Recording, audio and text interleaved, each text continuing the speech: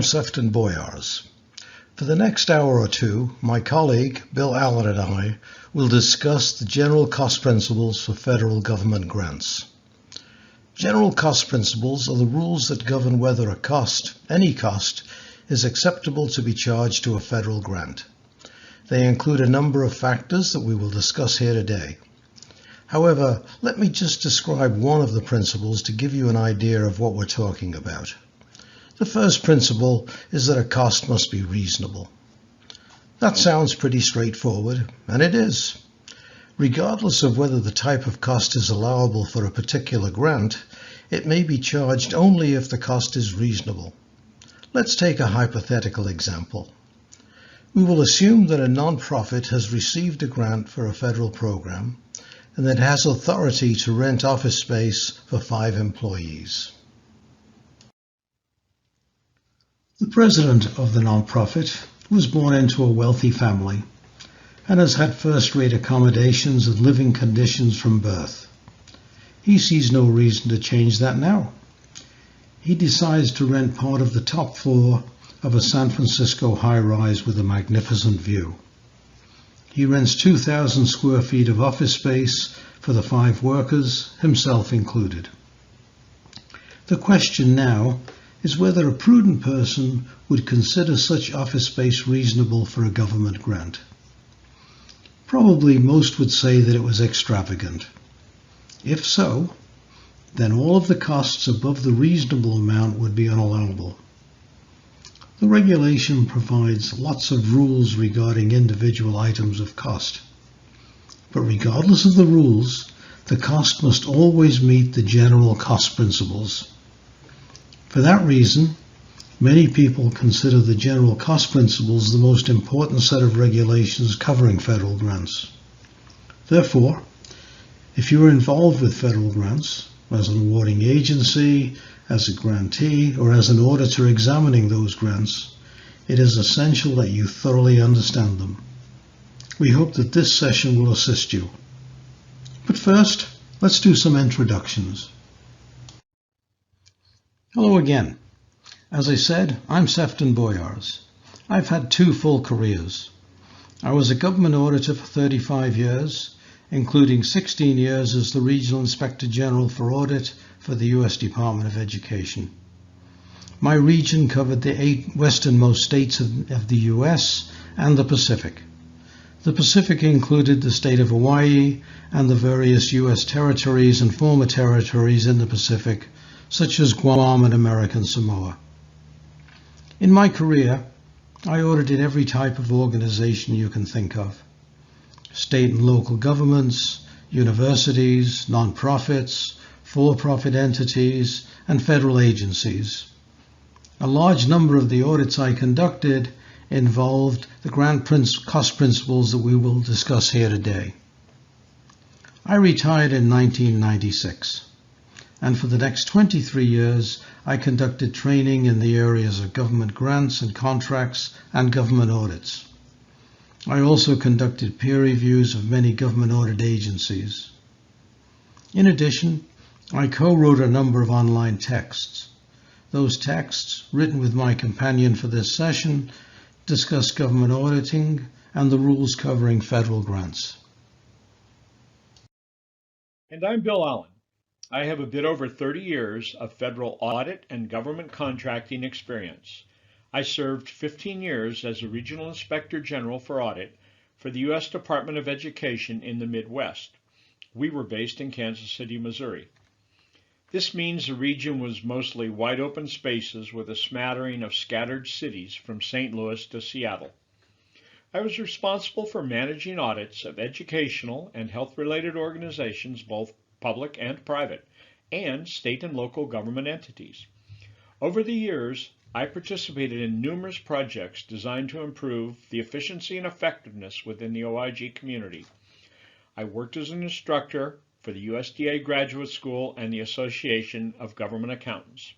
I served as president of the Sacramento chapter of AGA, and I co-chaired the Mountain and Plains Intergovernmental Audit Forum in Denver, Colorado.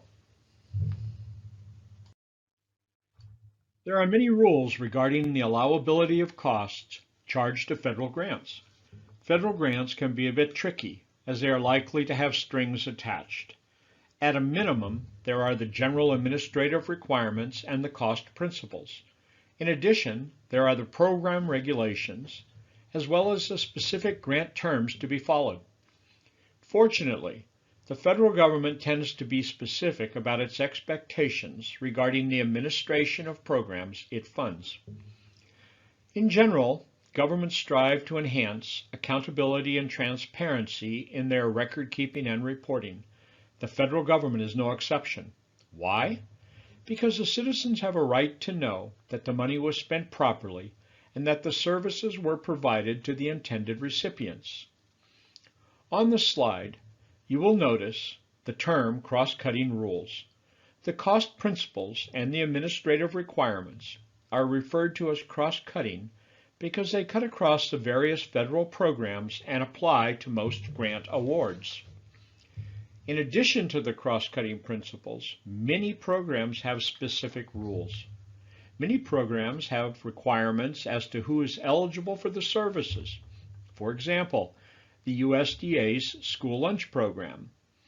And for some programs, the eligible types of expenses may be restricted. For example, some grants prohibit claiming indirect costs. In virtually all cases, restrictions are listed in the specific grant terms.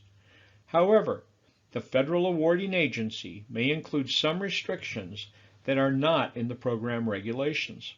Once a grantee accepts the grant terms, it must comply with all of the terms to which it agreed. The Office of Management and Budget, OMB, writes the grant rules regarding federal grants. Periodically, OMB issues revised rules intended to clarify and improve the federal grant requirements. The current rules regarding cost principles are contained in Part 2 of the Code of Federal Regulations, abbreviated as CFR, Section 200, subpart E. 2 CFR 200 is often cited as the Uniform Grant Guidance, or UGG. Subpart E, 200.400 to 200.475, covers the general cost principles and the rules applicable to specific items of cost.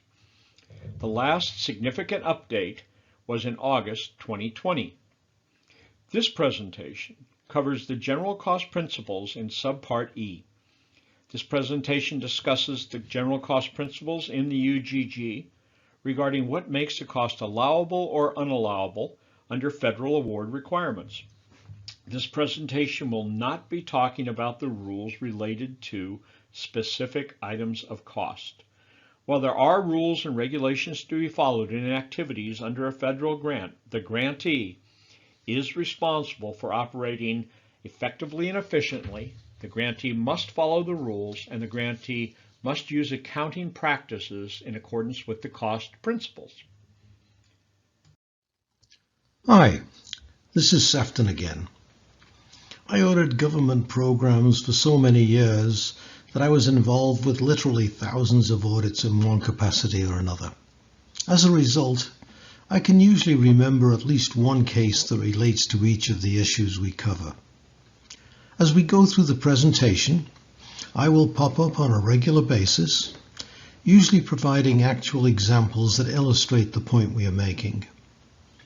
In the previous slide, you'll notice that the second bullet states that the grantee is responsible for acting effectively and efficiently.